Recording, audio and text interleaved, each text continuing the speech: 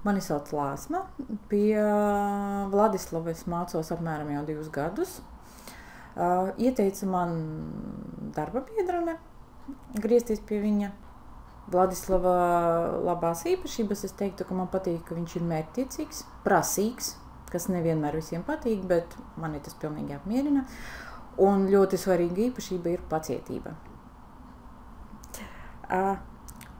Vajadzīga man angļu valoda ir kontaktā ar darbiem, jo es strādāju skaistumkopšanas salonā, un mums nāk daudz ārzemnieku, un ar laiku viņu ir vairāk un vairāk, un vajadzīgas ir dažādas iespējas kontaktēties ar viņiem. Jo ne tikai labdien un uz redzēšanos, bet arī, ko mēs piedāvājam, kāda ir apkalpošana, kāds manikīrs, kādi matu griezumiņi, visādas nianses, kas ir svarīgi.